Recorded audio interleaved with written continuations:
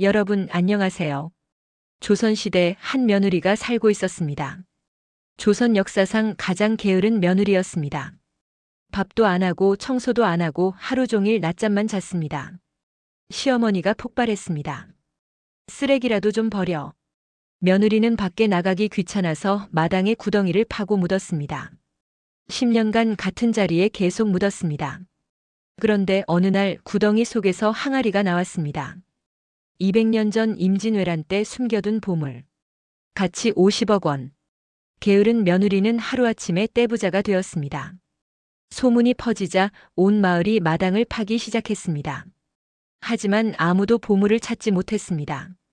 5년 후 놀라운 일이 또 일어났습니다.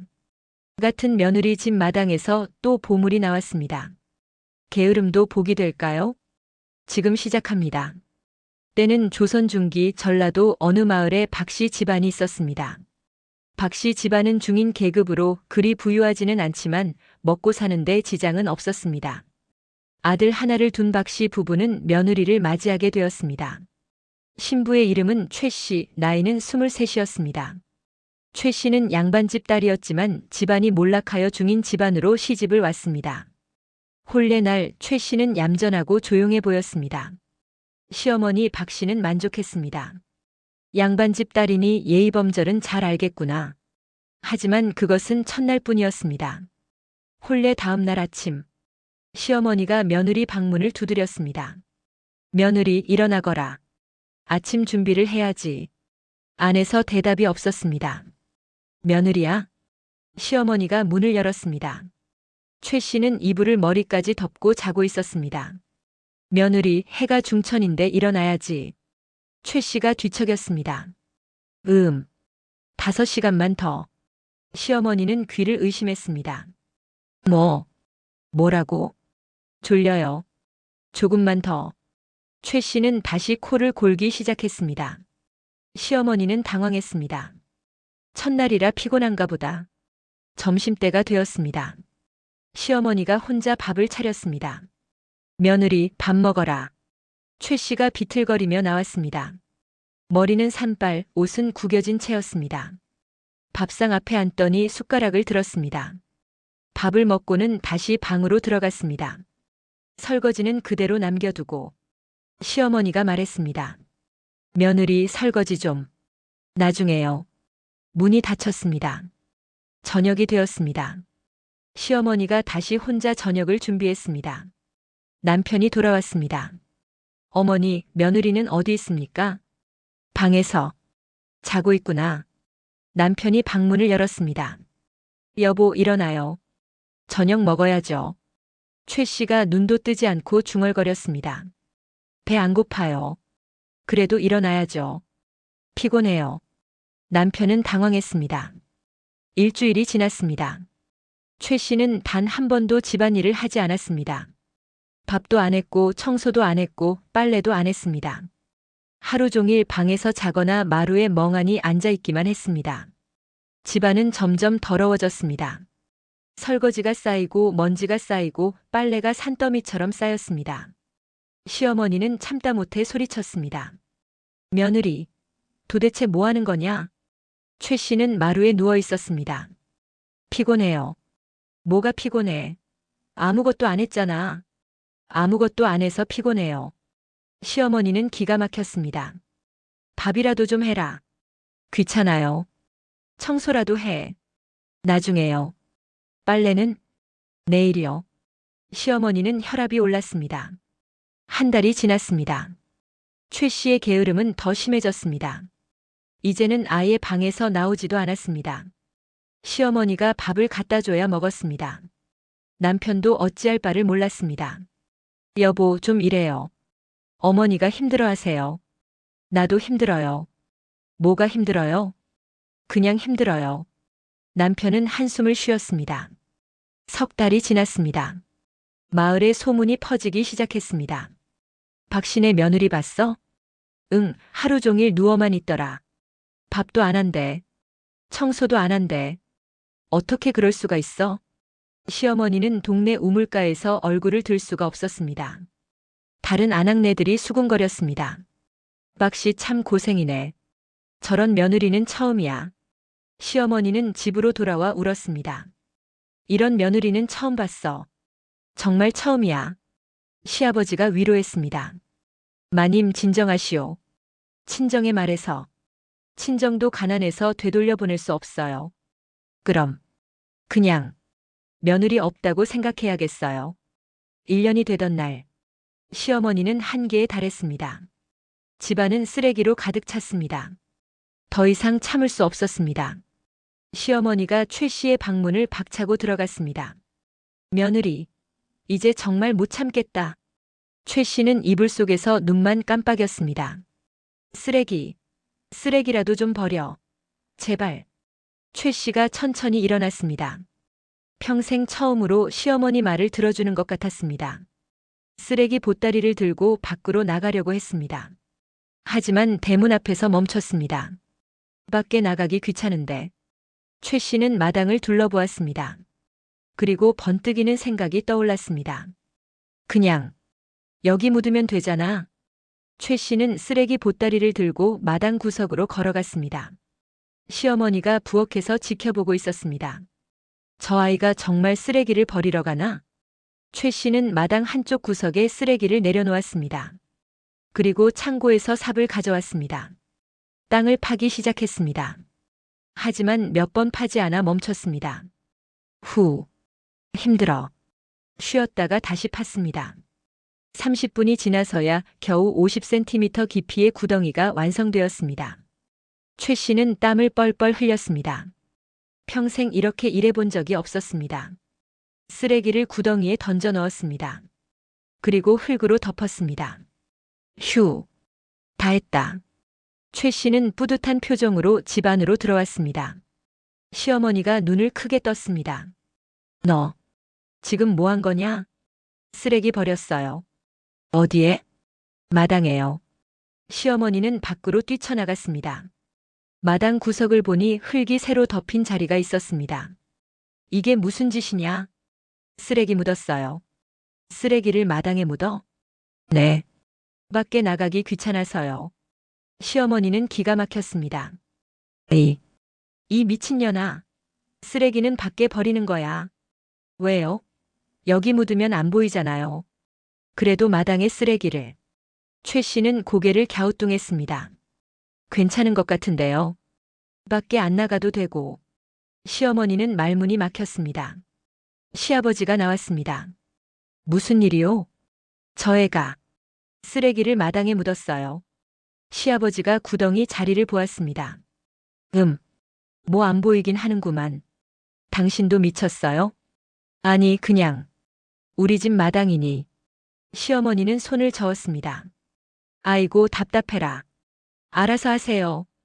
방으로 들어가 버렸습니다. 최 씨는 마루에 앉아 쉬었습니다. 이 방법 괜찮네. 다음에도 이렇게 해야지. 사흘 후 집안에 쓰레기가 또 쌓였습니다. 시어머니가 소리쳤습니다. 며느리, 쓰레기 버려. 최 씨가 일어났습니다. 쓰레기를 들고 마당으로 나갔습니다. 똑같은 자리로 갔습니다. 이번에는 파지도 않았습니다. 흙을 조금 치우고 쓰레기를 던져넣고 다시 덮었습니다. 더 빨라졌습니다. 시어머니가 창문으로 지켜보다가 한숨을 쉬었습니다. 또 묻는구나. 한 달이 지났습니다. 최 씨는 일주일에 2~3번씩 쓰레기를 같은 곳에 묻었습니다. 구덩이는 점점 깊어졌습니다. 이제는 80cm 정도 되었습니다. 마을 사람들이 소문을 들었습니다. 박씨네 며느리가 쓰레기를 마당에 묻는데? 정말? 그게 무슨? 게으르니까 밖에 안 나가려고 그런데. 세상에. 그런 며느리가 어디 있어? 어느 날 동네 아줌마 하나가 담을 넘어 구경했습니다. 과연 마당 구석에 흙이 북북 쌓인 자리가 있었습니다. 진짜네. 소문은 더 퍼졌습니다. 박씨네 마당에 쓰레기 묻은 자리가 있대. 아이고, 그 집 운도 없지. 1년이 지났습니다. 구덩이는 이제 1m 깊이가 되었습니다. 최 씨는 이제 숙련되었습니다. 쓰레기가 생기면 바로 마당 구석으로 가서 묻었습니다. 5분이면 끝났습니다. 시어머니는 이제 포기했습니다. 뭐라고 해도 소용없었습니다. 차라리 쓰레기를 묻기라도 하니 다행이라고 생각했습니다. 2년째가 되었습니다. 구덩이는 1m 50cm. 동네 아이들이 구경 왔습니다. 와, 진짜 깊다. 저기 쓰레기 묻혔대. 냄새는 안 나? 흙으로 덮어서 안 난대. 아이들이 돌아가서 부모들에게 말했습니다. 박씨네 마당에 큰 구덩이 있어요. 가지 마라. 그 집은 이상한 집이야. 3년째. 구덩이는 2m. 이제 최 씨가 구덩이 안으로 내려가서 묻어야 했습니다. 시어머니가 걱정했습니다. 며느리 위험하니 이제 그만. 괜찮아요. 최 씨는 여전히 묻었습니다. 5년째. 구덩이는 2m 50cm. 남편이 말했습니다. 여보, 이제 너무 깊은데. 다른 곳에 파요. 여기가 편한데요. 익숙해서. 위험해요. 조심할게요. 남편도 포기했습니다. 7년째. 구덩이는 3m 50cm. 이제 마을에서 유명해졌습니다. 박씨네 며느리가 7년째 쓰레기 묻고 있대. 아직도? 똑같은 자리에. 대단하네. 그 게으름도. 10년째. 구덩이는 4m가 넘었습니다. 최 씨는 이제 33이었습니다. 여전히 게으름뱅이였습니다. 하지만 쓰레기 묻기만큼은 전문가가 되었습니다. 어느 날 평소처럼 쓰레기를 묻으러 구덩이에 내려갔습니다. 바닥을 파는데 이상했습니다. 삽이 땅에 들어가지 않았습니다. 뭔가 딱딱한 것이 걸렸습니다. 최 씨는 귀찮았지만 계속 파보았습니다. 흙을 치우니 도자기 같은 것이 보였습니다. 뭐지 이거? 더 파니 항아리였습니다. 크고 오래된 항아리. 최 씨는 고개를 갸우뚱했습니다. 항아리 뚜껑을 열었습니다. 그 순간 눈부신 금빛이 쏟아져 나왔습니다. 최 씨는 눈을 크게 떴습니다. 평생 처음 보는 광경이었습니다. 항아리 안에 금덩이들이 가득 들어 있었습니다. 최 씨는 심장이 뛰었습니다. 이게 뭐야? 평생 처음으로 빨리 움직였습니다. 구덩이에서 뛰어 올라왔습니다. 집으로 뛰어 들어갔습니다. 어머니, 어머니. 시어머니가 놀라 나왔습니다. 왜 그래? 무슨 일이야? 큰일이에요. 큰일. 뭐가? 보물이 나왔어요. 뭐? 최 씨가 시어머니 손을 잡고 마당으로 끌고 갔습니다. 구덩이 앞에 섰습니다. 저기요. 저 안에 금이 있어요. 시어머니는 반신반의하며 구덩이를 내려다보았습니다. 정말 금빛이 반짝이고 있었습니다. 시어머니는 구덩이 안으로 내려갔습니다. 항아리 앞에 무릎을 꿇고 안을 들여다보았습니다. 정말이었습니다. 금덩이들이 가득 들어 있었습니다. 세상에. 시어머니의 손이 떨렸습니다. 여보, 여보. 시아버지를 불렀습니다. 시아버지가 급히 나왔습니다. 무슨 일이요? 빨리 와보세요. 시아버지도 구덩이로 내려갔습니다. 항아리를 보는 순간 입이 떡 벌어졌습니다. 이게 대체 금이에요. 금. 남편도 달려왔습니다. 어머니, 무슨 일이세요? 아들아, 빨리 와봐. 온 가족이 구덩이 주변에 모였습니다. 시아버지가 항아리를 조심스럽게 들어 올렸습니다. 무거웠습니다. 겨우 구덩이 밖으로 꺼냈습니다. 마당에 내려놓고 다시 확인했습니다. 금덩이 20개가 들어 있었습니다. 은화도 수백 개 있었습니다. 비취옥도 10개나 되었습니다. 시어머니가 울먹였습니다. 이게 꿈이야 생시야. 남편이 말했습니다. 더 있을지도 몰라요. 다시 구덩이로 내려갔습니다. 조금 더 파니 정말 두 번째 항아리가 나왔습니다. 이것도 꺼냈습니다. 두 번째 항아리 안에는 진주 목걸이와 금비녀들이 가득했습니다. 은 그릇들도 여러 개 있었습니다. 또 있어요. 세 번째 항아리도 발견했습니다. 이 안에는 고려 청자와 옛날 문서들이 들어 있었습니다. 그리고 또 금은 보화가 있었습니다. 마당에 항아리 3개가 놓였습니다. 온 가족은 말을 잃었습니다. 시아버지가 정신을 차리고 말했습니다. 관가에 신고해야 하오. 왜요? 우리 땅에서 나온 건데. 그래도 이런 보물은 신고해야 하오. 이튿날 원님이 직접 박씨 집을 방문했습니다. 수행원들과 함께 항아리들을 살펴보았습니다. 원님은 문서를 읽어보았습니다. 이것은 임진왜란 때 것이요. 임진왜란이요? 그렇소. 200년도 더 된 것이요. 원님이 설명했습니다. 임진왜란 때 이 마을도 왜군이 쳐들어왔소. 이 집 선조가 급히 재산을 숨겼던 것 같소. 왜군을 피해 땅에 묻었다가 그대로 잊혀진 것이요. 시어머니가 물었습니다. 그럼 이것은 땅 주인의 것이요. 가져가시오. 온 가족은 기뻐했습니다. 원님이 문서를 보며 말했습니다. 여기 기록을 보니 박씨 선조의 이름이 있소. 정말 당신네 조상이 묻은 것이요. 원님은 보물을 감정하는 사람을 불렀습니다. 하루 종일 조사했습니다. 다음 날 감정 결과가 나왔습니다. 금이 모두 30근입니다. 은이 50근입니다. 진주와 옥, 비취를 합치면 총 가치가 은 5,000냥은 될 것입니다. 시아버지는 어지러웠습니다. 은 5,000냥이면 현대 가치로 50억 원이 넘는 돈이었습니다. 서울의 큰 기와집을 10채도 살 수 있는 돈이었습니다. 원님이 말했습니다. 축하하오. 부자가 되셨소.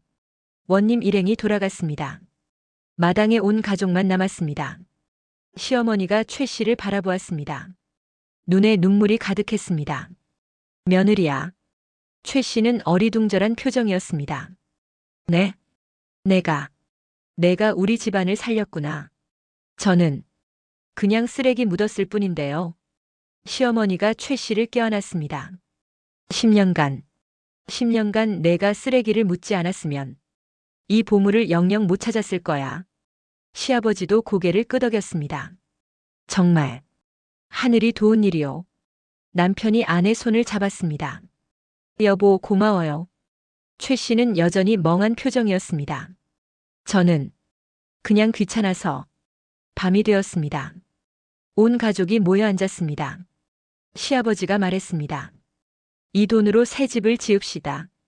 그리고 땅도 좀 사고 나머지는 잘 보관해 둡시다. 시어머니가 최 씨를 보며 말했습니다. 며느리 미안했다.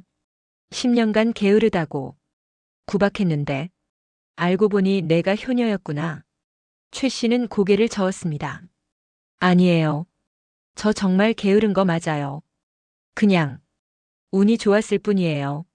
하지만 시어머니는 믿지 않았습니다. 아니야. 이건 내 덕이야. 10년간 꾸준히 한자리에 묻었잖니. 그게 계획이었던 거지. 최 씨는 어이없었습니다. 아니, 그냥 귀찮아서. 하지만 아무도 듣지 않았습니다. 모두 최 씨를 바라보는 눈빛이 달라졌습니다. 존경과 감사의 눈빛이었습니다. 다음 날 아침, 소문이 마을 전체에 퍼졌습니다. 박씨네 며느리가 보물 찾았대. 10년간 쓰레기 묻다가 은 5,000냥어치래. 세상에. 마을 사람들이 박씨 집 앞에 모여들었습니다. 정말이에요? 축하합니다. 시어머니는 자랑스럽게 말했습니다. 우리 며느리가 찾았어요. 10년간 한자리에 쓰레기를 묻었거든요. 그러다가 보물을 발견한 거예요. 동네 아줌마들은 부러운 눈으로 바라보았습니다. 대단하시네요. 복도 많으세요. 최 씨는 마루에 앉아서 하품을 했습니다. 여전히 게으른 모습이었습니다. 하지만 이제 아무도 뭐라 하지 않았습니다. 오히려 그 모습조차 대견해 보였습니다. 저녁이 되었습니다. 동네 아줌마 몇 명이 모여 수군거렸습니다. 그 며느리가 10년간 같은 자리에 묻었다며? 그래서 보물을 찾았대. 한 아줌마가 눈을 반짝였습니다. 그럼 우리 집 마당에도 있지 않을까? 그러게. 우리 집도 오래됐는데. 임진왜란 때 우리 선조도 뭔가 묻었을지 몰라. 아줌마들은 서로 쳐다보았습니다. 같은 생각이 스쳤습니다. 내일부터 마당을 파볼까? 다음 날 아침, 마을 곳곳에서 삽질 소리가 들렸습니다. 김씨네 마당. 며느리가 삽을 들고 땅을 파고 있었습니다. 여기도 분명 있을 거야. 시어머니가 옆에서 지켜보았습니다. 열심히 팔아. 박씨네처럼 보물 나올 거야. 며느리는 땀을 뻘뻘 흘리며 팠습니다. 1시간, 2시간, 3시간. 50cm 깊이의 구덩이가 파였습니다. 하지만 아무것도 나오지 않았습니다. 더 깊이 파야 하나? 그래. 박씨네는 10년 묻었다잖아. 이 시내 마당. 며느리와 시어머니가 함께 파고 있었습니다. 우리 집도 200년 됐어. 임진왜란 때 선조가 분명 뭔가 묻었을 거야. 땅을 파니 돌멩이만 나왔습니다. 이게 아닌가 봐. 다른 데 파보자. 마당 여기저기 구덩이를 팠습니다. 하루 만에 구덩이가 5개나 되었습니다. 박씨네 마당. 며느리가 삽을 들고 나타났습니다. 우리도 해요. 박씨네는 10년 묻었잖아요. 우리는 빨리 찾아야 해요. 미친 듯이 파기 시작했습니다. 시어머니가 물을 갖다 주며 응원했습니다. 힘내라. 우리도 부자 될 수 있어. 일주일이 지났습니다. 마을 전체가 구덩이 천지가 되었습니다. 50가구 중 48가구가 마당을 파고 있었습니다. 하지만 아무도 보물을 찾지 못했습니다. 동네 우물가에서 아낙네들이 모였습니다. 나왔어? 아니. 너는? 나도 아니야. 이상하네. 왜 안 나올까? 한 아줌마가 말했습니다. 박씨네 며느리는 10년 묻었잖아. 우리는 이제 막 시작했으니 10년 묻어야 하는 거 아냐? 다들 고개를 끄덕였습니다. 그럼 우리도 쓰레기 묻자. 10년간. 그럼 보물 나오겠지. 그날부터 마을 며느리들이 쓰레기를 마당에 묻기 시작했습니다. 김씨네 며느리. 오늘부터 쓰레기는 여기 묻어요. 시어머니가 흡족해했습니다. 좋아. 10년만 참자. 이씨네 며느리. 어머니, 저도 박씨네 며느리처럼 할게요. 그래. 우리도 부자 되자. 한 달이 지났습니다. 마을 전체가 쓰레기를 마당에 묻고 있었습니다. 하지만 문제가 생겼습니다. 구덩이가 너무 많아 마을이 지저분해졌습니다. 아이들이 구덩이에 빠지는 일이 생겼습니다. 으앙. 엄마. 아이고 우리 아들. 닭도 구덩이에 빠졌습니다. 꼬꼬댁. 꼬꼬댁. 저런 닭이. 심지어 소까지 구덩이에 빠졌습니다. 음매. 큰일 났다. 마을 이장이 나섰습니다. 여러분. 이러다간 마을이 무너집니다. 구덩이를 좀 메우십시오. 하지만 아무도 듣지 않았습니다. 10년 묻어야 보물 나온대요. 우리는 계속할 거예요. 이장은 한숨을 쉬었습니다.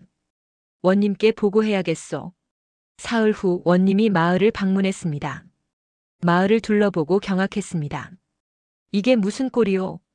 마을 전체가 구덩이 천지가 아니오. 이장이 설명했습니다. 박씨네 며느리가 보물 찾은 후로 모두들 따라하고 있습니다. 원님이 소리쳤습니다. 당장 중지하시오. 보물은 아무데나 있는 게 아니오. 박씨네는 운이 좋았던 것뿐이오. 마을 사람들이 모였습니다. 원님이 타일렀습니다. 여러분 정신 차리시오. 임진왜란 때 모든 집이 보물을 묻은 게 아니오. 박씨네는 특별한 경우였소. 그만 파고 구덩이를 메우시오. 며느리들이 불만을 터뜨렸습니다. 우리도 10년 묻으면 보물 나올 수 있잖아요. 원님이 단호하게 말했습니다. 안 됩니다. 마을 안전이 위험합니다. 지금 당장 구덩이를 메우지 않으면 벌을 내리겠소. 결국 마을 사람들은 구덩이를 메워야 했습니다. 일주일간 온 마을이 구덩이 메우기에 나섰습니다. 김씨네 며느리는 울며 구덩이를 메웠습니다. 우리도 부자 될 수 있었는데. 이씨네 며느리도 한숨을 쉬었습니다. 왜 박씨네만? 박씨네 며느리도 아쉬워했습니다. 10년만 더 참으면 됐는데. 하지만 원님 명령이라 어쩔 수 없었습니다. 한 달 후, 마을은 다시 평화를 되찾았습니다. 하지만 며느리들은 여전히 부러워했습니다. 우물가에서 수군거렸습니다. 박씨네만 좋겠어. 10년 묻어서 50억. 우리는 왜 운이 없을까? 동네 할아버지가 지나가며 말했습니다. 운칠기삼이라고 했소. 운이 70%, 노력이 30%요. 박씨네 며느리는 운이 좋았던 거요. 며느리들은 고개를 끄덕였습니다. 그래도 부럽네요. 박씨네 집은 크게 달라졌습니다. 보물을 판 돈으로 큰 기와집을 지었습니다. 하인도 10명이나 고용했습니다. 최 씨는 이제 아무것도 하지 않았습니다. 하인들이 모든 일을 했습니다. 최 씨는 하루 종일 누워서 낮잠을 잤습니다. 시어머니는 더 이상 뭐라 하지 않았습니다. 오히려 자랑스러워했습니다. 우리 며느리 천재야. 10년간 계획이 있었던 거야. 동네 잔치에서 시어머니가 말했습니다. 우리 며느리가 게으른 게 아니에요. 효율적인 거예요. 10년 묻어서 보물 찾을 계획이었어요. 사람들은 고개를 갸우뚱했습니다. 과연 그럴까? 최 씨는 마루에 누워 하품을 했습니다. 그냥 귀찮았을 뿐인데. 하지만 아무도 그 말을 듣지 못했습니다. 모두 시어머니 이야기에 집중하고 있었습니다. 저녁이 되었습니다. 마을은 조용해졌습니다. 하지만 며느리들의 마음속에는 여전히 부러움이 남아 있었습니다. 박씨네만. 왜? 3년이 흘렀습니다. 박씨네 집은 마을에서 가장 큰 부잣집이 되었습니다. 기와집은 10칸이 넘었고 마당도 넓었습니다. 하인들이 부지런히 일했습니다. 최 씨는 여전히 게으름뱅이였습니다. 아니, 더 게을러졌습니다. 이제는 방에서 나오지도 않았습니다. 하인들이 밥을 갖다 주고 옷을 갈아입혀주고 모든 것을 해주었습니다. 최 씨는 하루 종일 침대에 누워 있었습니다. 시어머니는 전혀 뭐라 하지 않았습니다. 우리 며느리 푹 쉬어야지. 10년간 고생했잖아. 동네 사람들이 의아해했습니다. 10년간 고생? 10년간 쓰레기 묻은 게? 하지만 감히 시어머니 앞에서 말하지 못했습니다. 박씨네가 이제 마을의 큰 어른이 되었기 때문입니다. 김씨네 마당. 며느리가 빨래를 하며 한숨을 쉬었습니다. 우리는 왜 보물이 없었을까? 시어머니가 옆에서 말했습니다. 박씨네만 운이 좋았어. 우리는 운이 없었던 거지. 며느리가 박씨네 큰 기와집을 바라보았습니다. 부러움과 질투가 뒤섞였습니다. 이씨네 집. 며느리가 밥을 하며 중얼거렸습니다. 나도 게으르게 살고 싶다. 박씨네 며느리처럼. 시어머니가 쏘아붙였습니다. 너는 보물 못 찾았잖아. 게으르기만 하고. 며느리는 입을 다물었습니다. 우물가. 아낙네들이 모여 수군거렸습니다. 박씨네 며느리 봤어? 요새는 방에서 나오지도 않는데. 밥도 하인이 갖다 준대. 부럽다. 게으른데 부자니까. 한 아줌마가 말했습니다. 우리 며느리들은 부지런한데 가난하고 박씨네 며느리는 게으른데 부자고 세상이 불공평해. 다들 고개를 끄덕였습니다. 어느 날 큰 잔치가 열렸습니다. 마을 이장의 환갑잔치였습니다. 온 마을 사람들이 모였습니다. 박씨네 가족도 왔습니다. 최 씨는 하인의 부축을 받으며 걸어왔습니다. 조금만 걸어도 피곤하다고 했습니다. 비단옷을 입고 금비녀를 꽂았습니다. 마을 여자들의 시선이 집중되었습니다. 부러움, 질투, 감탄이 뒤섞인 눈빛이었습니다. 최 씨는 자리에 앉자마자 하품을 했습니다. 아, 피곤해. 시어머니가 부채질을 해주었습니다. 며느리 힘들지? 네. 여기 오느라 힘들었어요. 집에서 100m도 안 되는 거리였습니다. 다른 며느리들은 그 모습을 보며 속으로 생각했습니다. 저렇게 게으른데 왜 복을 받았을까? 잔치가 끝나고 집으로 돌아가는 길. 김씨네 며느리가 중얼거렸습니다. 나도 마당 계속 팔까? 시어머니가 화를 냈습니다. 원님이 금지했잖아. 그래도 안 돼. 이제 그만해. 며느리는 고개를 숙였습니다. 하지만 마음속으로는 여전히 부러웠습니다. 한 달 후, 박씨네 집에서 또 변화가 있었습니다. 마당 한쪽을 정원으로 꾸미기로 했습니다. 하인들이 마당을 정리하기 시작했습니다. 쓰레기를 묻었던 자리 반대편이었습니다. 하인 하나가 삽으로 땅을 파고 있었습니다. 나무를 심으려고 구덩이를 파는 중이었습니다. 1시간쯤 팠을까? 삽에 뭔가 걸렸습니다. 하인이 손으로 흙을 치웠습니다. 나무 상자였습니다. 오래되어 썩어 있었습니다. 하인이 상자를 들어 올렸습니다. 무거웠습니다. 주인님, 이것 좀 보세요. 시아버지가 나왔습니다. 상자를 보고 눈이 커졌습니다. 이건 조심스럽게 상자를 열었습니다. 안에는 옛날 문서들이 가득 들어 있었습니다. 한지로 된 오래된 문서들. 시아버지가 문서를 펼쳐 읽었습니다. 손이 떨렸습니다. 이게 시어머니가 물었습니다. 뭐예요? 땅 문서요. 땅 문서? 우리 선조가 사둔 땅 문서요. 시아버지가 흥분해서 설명했습니다. 200년 전 선조께서 이 마을 주변 땅을 사두셨소. 10만 평이나 되오. 하지만 문서를 잃어버려서 후손들이 몰랐던 거요. 시어머니는 어안이 벙벙했습니다. 10만 평이요? 그렇소. 이 문서만 있으면 우리가 땅 주인이요. 급히 관가로 달려갔습니다. 원님이 문서를 확인했습니다. 이것은 진짜 토지 문서요. 200년 전 것이 맞소. 당시 관인도 찍혀 있소. 원님이 기록을 뒤졌습니다. 이 땅은 지금 주인이 없는 땅이요. 200년간 방치되어 있었소. 이 문서가 증거니 박신의 땅이 맞소. 시아버지는 기절할 것 같았습니다. 10만 평. 엄청난 재산이었습니다. 현대 가치로 수백억 원. 집으로 돌아왔습니다. 온 가족이 모였습니다. 최 씨도 방에서 나왔습니다. 무슨 일이에요? 시어머니가 눈물을 흘렸습니다. 며느리야. 또 보물이 나왔어. 뭐요? 땅 문서야. 10만 평. 최 씨는 하품을 했습니다. 아, 그래요? 다행이네요. 그리고 다시 방으로 들어갔습니다. 피곤하다고 했습니다. 시아버지가 중얼거렸습니다. 두 번째야. 두 번째. 시어머니도 놀라움을 감추지 못했습니다. 한 번도 대단한데 두 번이라니. 남편이 말했습니다. 아내는 정말 복이 많은 것 같아요. 다음 날 소문이 또 마을에 퍼졌습니다. 박신혜가 또 보물 찾았대. 이번엔 땅 문서래. 10만 평. 말도 안 돼. 마을이 또 발칵 뒤집혔습니다. 동네 아낙네들이 우물가에 모였습니다. 또요? 또? 한 번도 대단한데 두 번? 이건 뭔가 있는 거야. 한 아줌마가 말했습니다. 혹시 박신의 며느리가 무당이나 점쟁이한테 물어본 거 아냐? 그럴 리가. 그렇게 게으른데. 그럼 정말 운이 좋은 거야? 두 번이나 운이 좋을 수 있어? 아무도 대답하지 못했습니다.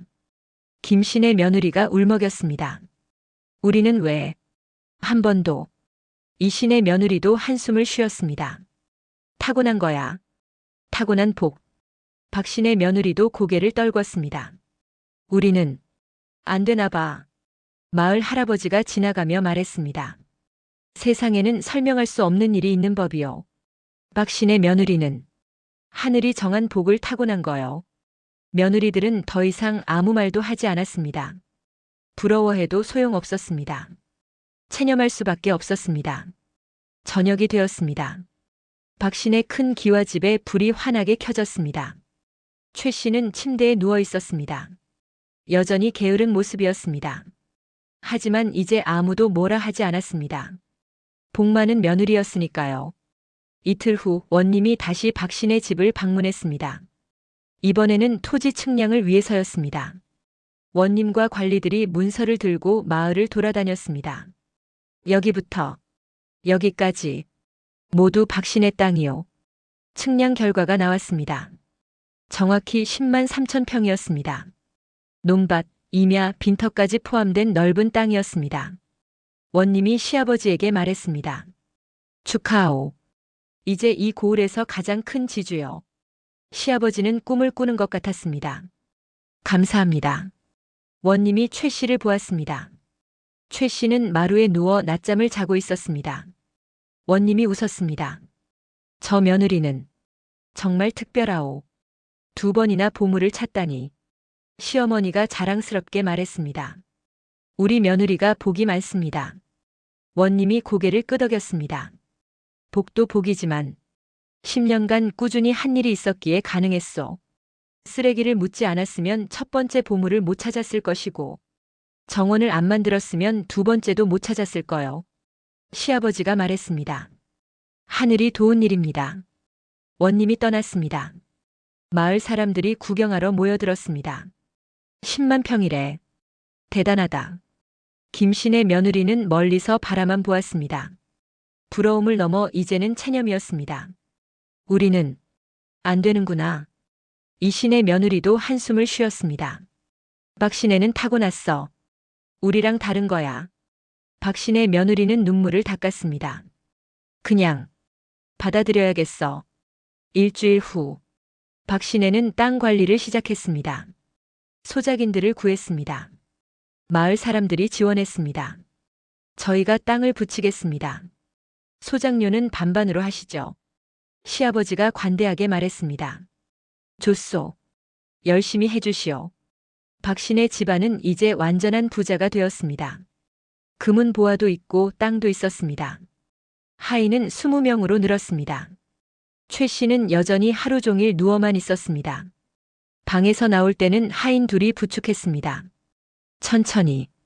조심조심. 조금만 걸어도 숨이 찼습니다. 후. 피곤해. 시어머니가 걱정했습니다. 며느리 너무 안 움직이면 몸이 안 좋아져. 괜찮아요. 조금은 걸어야지. 귀찮아요. 시어머니는 더 이상 강요하지 않았습니다. 우리 며느리가 복 많은 건 저렇게 편하게 사는 게 하늘이 정한 거겠지. 한 달 후 마을에서 회의가 열렸습니다. 이장이 말했습니다. 여러분, 이제 그만 부러워합시다. 박신혜는 운이 좋았던 겁니다. 우리는 우리대로 열심히 삽시다. 마을 사람들이 고개를 끄덕였습니다. 그래야겠어요. 더 이상 마당 파는 건 없겠죠? 당연하죠. 이미 다 파봤잖아요. 김신혜 시어머니가 말했습니다. 박신혜만 좋은 거 보면 속상하지만 어쩔 수 없어요. 운명이에요. 이신혜 시어머니도 동의했습니다. 맞아요. 타고난 복은 못 따라가요. 박신혜 시어머니도 동의했습니다.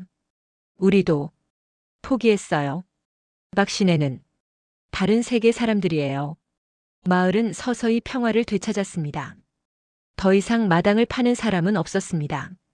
더 이상 보물을 찾으려는 사람도 없었습니다. 다들 자기 일에 집중했습니다. 하지만 여전히 박신혜를 보면 부러워했습니다. 어쩔 수 없었습니다. 그해 가을, 박신혜는 추수를 했습니다. 10만 평 땅에서 나온 곡식이 어마어마했습니다. 창고가 가득 찼습니다. 시아버지가 웃었습니다. 이제 우리는 먹고 사는 걱정은 없소. 시어머니도 기뻤습니다. 다 며느리 덕이에요. 최 씨는 창고를 구경도 하지 않았습니다. 방에서 자고 있었습니다. 남편이 들어가서 말했습니다. 여보, 추수가 잘 됐어요. 그래요. 고마워요. 별로 한 게 없는데요. 아니에요. 당신이 봄을 찾아준 덕분이에요. 최 씨는 눈도 뜨지 않고 중얼거렸습니다. 저는 그냥 귀찮았을 뿐인데. 하지만 남편은 그 말을 믿지 않았습니다. 아내는 분명 뭔가 특별한 사람이라고 생각했습니다. 겨울이 왔습니다. 마을은 조용했습니다. 박신의 집만 유독 따뜻하고 밝았습니다. 온도를 떼는 나무도 넉넉했고 등잔불도 밝았습니다. 다른 집들은 추위에 떨었지만 박신혜는 따뜻했습니다. 우물가에서 아낙네들이 말했습니다. 박신혜는 따뜻하겠다. 부럽다. 우리는 나무도 아껴야 하는데. 김신혜 며느리가 말했습니다. 그래도 우리는 건강하잖아요. 박신혜 며느리는 너무 안 움직여서 몸이 안 좋을 거예요. 이신혜 며느리가 맞장구 쳤습니다. 맞아. 돈이 많아도 건강해야지. 하지만 속으로는 여전히 부러웠습니다. 설날이 왔습니다. 마을에서 큰 잔치가 열렸습니다. 박신혜는 음식을 많이 준비해서 마을 사람들에게 나눠줬습니다. 떡, 고기, 과일. 마을 사람들은 감사했습니다. 박신혜 덕분에 잘 먹었습니다. 감사합니다. 시어머니가 웃으며 말했습니다. 마을 사람들과 함께 나눠야죠. 우리만 잘 살 수는 없잖아요. 사람들은 박신혜를 더 존경하게 되었습니다. 부자면서도 나눌 줄 아는 집안. 저녁이 되었습니다. 최 씨는 방에서 떡 한 조각을 먹었습니다. 하인이 갖다 준 것이었습니다. 맛있어요? 그냥 그래요. 더 드릴까요? 아니요. 배불러요. 떡 한 조각에 배가 불렀습니다. 하루 종일 누워있으니 식욕도 없었습니다. 최 씨는 다시 누웠습니다. 창밖으로 달빛이 비쳤습니다. 10년 전 처음 쓰레기를 마당에 묻던 날이 떠올랐습니다. 그냥 귀찮아서 묻었을 뿐인데 이렇게 될 줄은 몰랐지. 최 씨는 하품을 했습니다. 아, 졸려. 그리고 깊은 잠에 빠졌습니다. 밖에서는 마을 사람들이 여전히 잔치를 즐기고 있었습니다. 하지만 최 씨는 관심이 없었습니다. 잠이 더 중요했습니다. 5년이 또 흘렀습니다. 최 씨는 이제 38이 되었습니다. 박 씨네 집안은 고을에서 가장 부유한 집안이 되었습니다. 하인은 50명으로 늘었고 땅은 20만 평이 되었습니다. 추가로 땅을 더 사들였기 때문입니다. 큰 기와집은 더욱 화려해졌습니다. 정원에는 연못이 생겼고 정자도 세워졌습니다.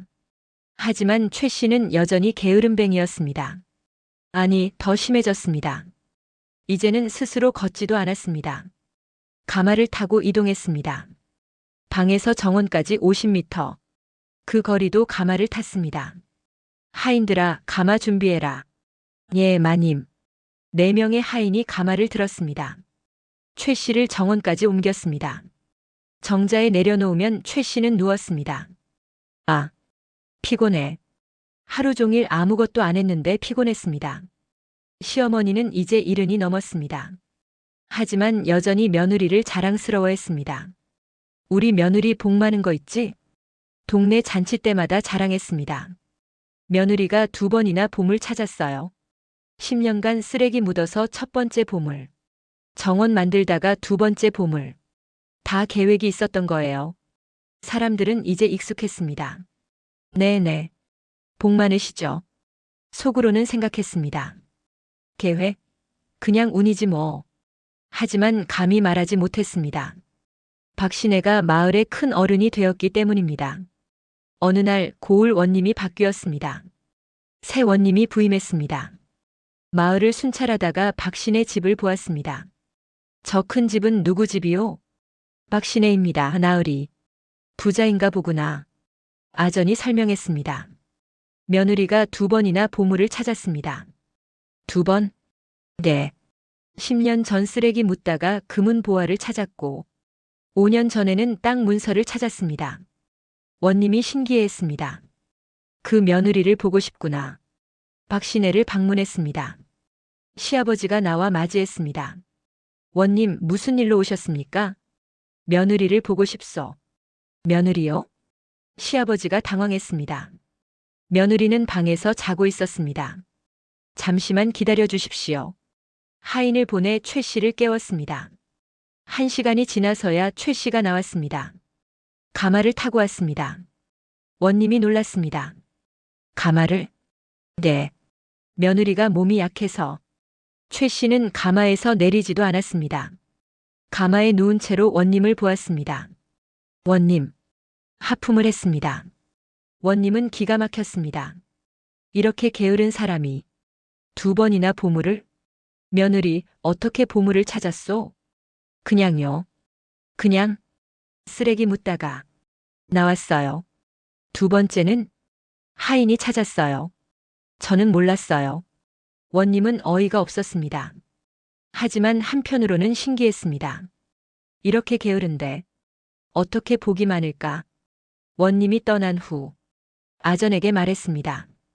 세상에는 정말 이해할 수 없는 일이 있구나. 그렇습니다, 나으리. 저 며느리는 하늘이 정한 복을 타고난 것 같소. 마을에서는 여전히 최 씨 이야기가 전설처럼 전해졌습니다. 새로 시집온 며느리들에게도 말해줬습니다. 박신의 며느리 알아? 아니요. 누구세요? 조선에서 가장 게으른 며느리야. 게으른데 2번이나 보물 찾았어. 정말요? 응. 쓰레기 10년 묻다가 금은 보화 찾고 정원 만들다가 땅 문서 찾았어. 새 며느리들은 놀랐습니다. 그럼 저도 쓰레기 묻으면 안 돼. 원님이 금지했어. 그리고 그건 운이야. 운. 며느리들은 아쉬워했습니다. 김씨네 며느리는 이제 40이 넘었습니다. 여전히 부지런했습니다. 아침 일찍 일어나 밥을 짓고 청소하고 빨래했습니다. 어느 날 딸이 물었습니다. 엄마, 박씨네 며느리는 왜 게으른데 부자예요? 운이 좋았단다. 운? 응. 세상에는 운도 복이야. 저도 게으르면 복 받을까요? 김씨네 며느리는 웃었습니다. 안 돼. 박씨네 며느리는 특별한 거야. 우리는 부지런해야 해. 딸은 고개를 갸우뚱했습니다. 이씨네 며느리도 마찬가지였습니다. 아들이 물었습니다. 엄마, 나중에 저도 게으른 며느리 얻을래요. 왜? 박씨네 며느리처럼 봄을 찾으면 좋잖아요. 이씨네 며느리가 한숨을 쉬었습니다. 아들아, 그런 며느리는 100년에 한 명 나올까 말까야. 그냥 부지런한 며느리 얻어라. 마을 전체가 이제 박씨네 이야기를 전설처럼 받아들였습니다. 부러워하지만 따라할 수 없는 이야기. 운명처럼 타고난 복. 가을이 왔습니다. 박씨네는 또 풍년이었습니다. 20만 평 땅에서 나온 곡식이 어마어마했습니다. 창고가 넘쳐났습니다. 시아버지가 웃었습니다. 올해도 대풍이요. 시어머니도 기뻤습니다. 다 며느리 덕이에요. 최 씨는 여전히 방에 누워 있었습니다. 추수가 됐는지도 몰랐습니다. 관심이 없었습니다. 하인이 와서 말했습니다. 마님, 올해 추수가 잘 됐습니다. 그래요? 나가서 보시겠습니까? 귀찮아요. 곡식이 정말 많습니다. 그냥 창고에 넣어요. 하인은 고개를 숙이고 나갔습니다. 최 씨는 다시 잠들었습니다. 밖에서 무슨 일이 일어나든 상관없었습니다. 잠이 더 중요했습니다. 저녁이 되었습니다. 시어머니가 방으로 들어왔습니다. 며느리, 저녁 먹어야지. 배 안 고파요. 그래도 먹어야지. 하인이 밥상을 들고 왔습니다. 최 씨는 눈도 뜨지 않고 손을 저었습니다. 나중에요. 시어머니는 한숨을 쉬었습니다. 하지만 뭐라 하지 않았습니다. 며느리가 편하게 사는 게 하늘의 뜻이라고 생각했습니다. 우리 며느리는 특별한 사람이야. 게으른 게 아니라 그냥 다른 방식으로 사는 거야. 시어머니는 스스로를 위로했습니다. 하지만 마을 사람들은 알고 있었습니다. 최 씨는 그냥 게으름뱅이일 뿐이라는 것을, 운이 좋았을 뿐이라는 것을. 하지만 그 운이 너무나 좋아서 아무도 따라할 수 없는 전설이 되었다는 것을. 밤이 깊었습니다. 박씨네 큰 기와집에 불이 하나둘 꺼졌습니다. 최 씨는 깊은 잠에 빠져 있었습니다. 코를 골며 편안하게 자고 있었습니다. 게으른 며느리의 행복한 잠이었습니다. 10년이 더 흘렀습니다. 최 씨는 이제 48이 되었습니다. 박씨네 집안은 고을을 넘어 전라도 전체에서 유명해졌습니다. 시아버지는 세상을 떠났고 남편이 가장이 되었습니다. 시어머니는 80이 넘어 거동이 불편했지만 여전히 건강했습니다. 하인은 100명이 넘었고 땅은 30만 평으로 늘었습니다. 박씨네는 이제 양반 신분을 샀습니다. 돈으로 양반 족보에 이름을 올렸습니다. 최 씨는 여전히 게으름뱅이였습니다. 이제는 침대에서 일어나지도 않았습니다. 하루 종일 누워서 먹고 자고 또 잤습니다. 몸무게도 많이 늘었습니다. 움직이지 않으니 살이 쪘습니다. 하지만 아무도 뭐라 하지 않았습니다. 온 가족이 최 씨 덕분에 잘 살고 있었으니까요. 어느 날 한양에서 관리가 내려왔습니다. 임금님 명으로 전국의 효부와 연려를 찾는 중이었습니다. 고을 원님이 추천했습니다. 박씨 집안의 며느리를 추천하고 싶습니다. 무슨 효행을 했소? 2번이나 집안에 큰 재산을 가져왔습니다. 관리가 의아해했습니다. 재산? 그게 효행이요? 시부모를 부유하게 해드렸으니 효행 아니겠습니까? 관리는 고개를 저었습니다. 그건 효행이라기보다는 그래도 한번 만나보고 싶습니다. 박씨네를 방문했습니다. 최 씨는 침대에 누워 있었습니다. 관리를 보고도 일어나지 않았습니다. 누구세요? 한양에서 온 관리요. 아, 그래요. 먼 길 오셨네요. 하품을 했습니다. 관리는 당황했습니다. 일어나지 않으시오? 귀찮아요. 하지만 관리가 피곤해요. 관리는 기가 막혔습니다. 이런 사람을 효부로 추천하다니. 시어머니가 나왔습니다. 죄송합니다. 며느리가 몸이 약해서 저렇게 항상 누워 계시오? 네. 40년 넘게. 관리는 놀랐습니다. 40년? 시집 온 첫날부터요. 관리는 더 이상 묻지 않았습니다. 그냥 돌아갔습니다. 원님에게 말했습니다. 저 며느리는 효부가 아니오. 하지만 그냥 운이 좋았을 뿐이요. 원님도 어쩔 수 없이 인정했습니다. 소문은 계속 퍼졌습니다. 이제는 다른 고을에서도 박신의 이야기를 알게 되었습니다. 전라도에 게으른 며느리가 있는데 2번이나 보물을 찾았대. 정말? 응. 쓰레기 묻다가 금은 보화. 정원 만들다가 땅 문서. 세상에. 사람들은 신기해했습니다. 하지만 아무도 따라하지 않았습니다. 이미 알고 있었습니다. 그건 운이라는 것을. 마을에서는 최 씨 이야기가 전설이 되었습니다. 아이들에게도 이야기해줬습니다. 옛날에 아주 게으른 며느리가 있었단다. 밥도 안 하고 청소도 안 하고 하루 종일 누워만 있었지. 그런데 어느 날 쓰레기를 마당에 묻다가 보물을 찾았어. 아이들은 눈을 반짝였습니다. 저도 게으르면 보물 찾을 수 있어요? 아니란다. 그건 아주 특별한 경우야. 100년에 한 번 있을까 말까 한 일이지. 할머니가 덧붙였습니다. 그러니까 너희는 부지런해야 한다. 게으르면 안 돼. 박신의 며느리는 하늘이 정한 복을 타고난 거야. 최 씨가 50살이 되던 해 시어머니가 세상을 떠났습니다. 임종 직전 시어머니가 최 씨를 불렀습니다. 하인들이 최 씨를 모셔갔습니다. 침대째로 옮겼습니다. 시어머니가 최 씨 손을 잡았습니다. 며느리야. 네. 어머니. 고마웠다. 제가요? 너 덕분에 우리 집안이 일어났어. 시어머니는 눈물을 흘렸습니다. 처음엔 내가 게으르다고 미워했는데 알고 보니 너는 복덩이였어. 최 씨는 고개를 저었습니다. 저는 그냥 운이 좋았을 뿐이에요. 아니야. 하늘이 정한 거야. 시어머니는 눈을 감았습니다. 그대로 숨을 거두었습니다.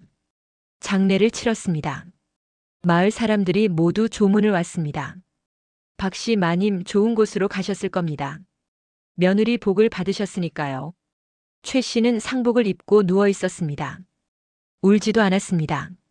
그냥 멍하니 있었습니다. 5년 후 최 씨는 55이 되었습니다. 여전히 침대에 누워 있었습니다. 하지만 이제는 말도 잘하지 않았습니다. 그냥 조용히 누워서 천장을 바라볼 뿐이었습니다. 남편이 걱정했습니다. 여보, 괜찮아요? 의원을 부를까요? 아니요. 뭐 필요한 거 있어요? 없어요. 남편은 한숨을 쉬었습니다. 아내는 평생 게으르게 살았습니다. 하지만 집안을 부자로 만들었습니다. 그것만으로도 감사했습니다. 마을 사람들은 여전히 박신의 이야기를 했습니다. 박신의 며느리 아직도 살아계시대? 응. 침대에서. 신기하다. 40년 넘게 누워만 있는데 하늘이 정한 수명이 긴가 봐. 어느 봄날 최 씨는 정원으로 나갔습니다. 40년 만에 처음으로 밖 공기를 쐬었습니다. 하인들이 가마로 옮겼습니다. 정자에 누웠습니다. 하늘을 바라보았습니다. 구름이 흘러갔습니다. 최 씨는 생각했습니다. 나는 정말 게으름뱅이였어. 하지만 운이 좋았지. 쓰레기를 묻은 것도 귀찮아서였고 보물을 찾은 것도 우연이었어. 나는 아무것도 한 게 없는데 모두들 나를 복덩이라고 해. 바람이 불었습니다. 꽃잎이 날렸습니다. 최 씨는 눈을 감았습니다. 그대로 잠들었습니다. 평화로운 잠이었습니다. 10년 후, 최 씨는 65의 나이로 세상을 떠났습니다. 침대에서 편안하게 잠들었습니다. 고통도 없었습니다. 그냥 잠든 것처럼. 마을 사람들이 모두 모였습니다. 게으른 며느리가 세상을 떠났네. 평생 편하게 살았어. 그리고 부자로 살았지. 정말 복 많은 사람이었어. 장례를 성대하게 치렀습니다. 온 고을 사람들이 조문을 왔습니다. 최 씨의 묘비에는 이렇게 적혔습니다. 하늘이 정한 복을 타고난 여인. 그 아래 작은 글씨로 게으름도 때로는 복이 될 수 있음을 보여준 사람. 이야기는 민담으로 전해졌습니다. 조선 전역에 퍼졌습니다. 게으른 며느리가 부자가 된 이야기. 사람들은 이 이야기를 들으며 말했습니다. 세상에는 정말 이상한 일이 있구나. 게으른데 복을 받다니. 하지만 할머니들은 덧붙였습니다. 그래도 너희는 부지런해야 한다. 이건 100년에 한 번 있는 일이야. 운은 아무에게나 오지 않는단다. 그렇게 최 씨의 이야기는 전설이 되었습니다. 조선시대 가장 게으른 며느리. 하지만 가장 복 많은 며느리. 그녀의 이야기는 수백 년이 지난 지금도 사람들에게 이렇게 말합니다. 때로는 세상에 설명할 수 없는 행운이 있다. 하지만 그것은 누구에게나 오지 않는다. 그러니 부지런히 살아라. 다만 운이 오면 잡을 준비는 하고 있어라.